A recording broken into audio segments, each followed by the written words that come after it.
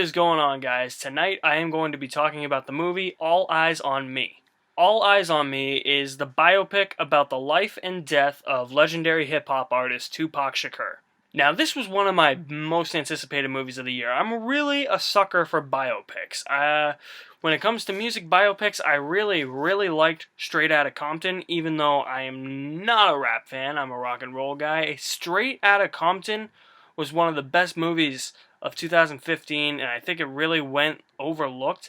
And I was kind of hoping that All Eyez on Me would kind of follow the same suit as Straight Outta Compton. But unfortunately, this is a very disappointing biopic.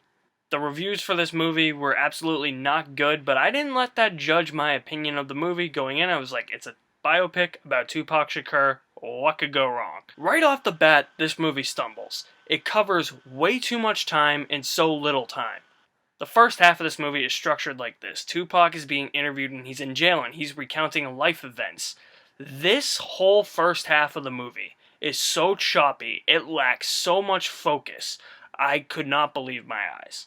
Not much in the way of depth in the first half. There's little to no character development in the first half. Characters appear and then just disappear and then reappear in the second half. So many events covered over so little of the runtime, and it spans about a decade, that it becomes too much for you, and it just proves to you how poorly paced and how unfocused this movie really is. I thought I was going to lose interest, and I almost did, save for the second half, because I'll give credit where credit's due. The second half of this movie does attempt to focus up, and I appreciate it for that. It focuses on it focuses on a bunch of things, but it seems more put together in the second half. It seemed more structured and more concise about what this movie wanted to portray about Tupac's life, whereas the first half was just all over the place, just randomly throwing events with little to no explanation at our faces. Where the second half is more focused, that's where I was more interested, and it focuses more on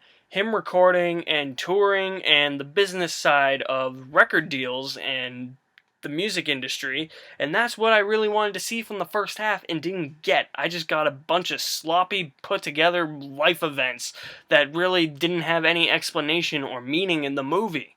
I know a little bit about Tupac. I've read some background on Tupac. I never knew him as a person, obviously.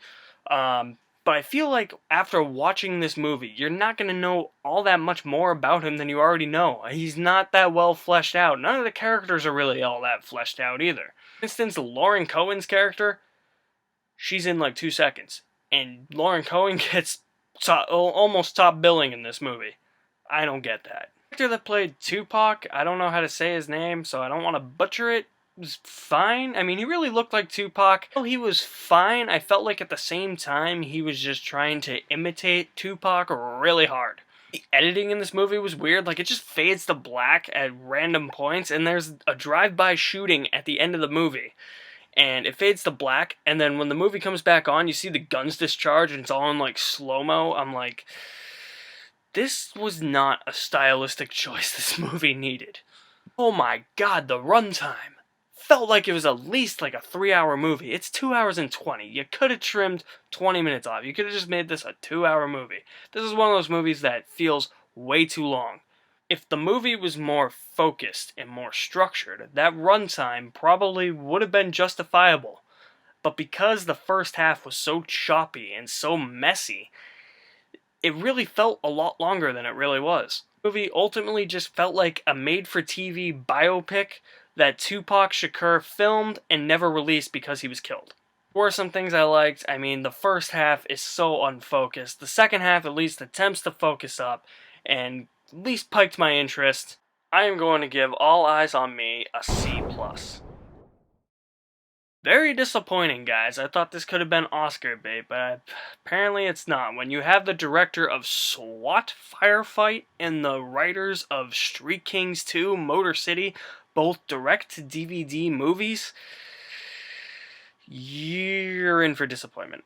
Have you guys seen the Tupac biopic All Eyez on Me? If you have, I want some feedback as to what you thought of the movie. Drop me a comment in the comment section below. And you can like me on Facebook, follow me on Twitter. If you're on YouTube, subscribe at the end of this video and check out some other videos I have made, and I'll see you next time. You guys are awesome. Thank you for watching.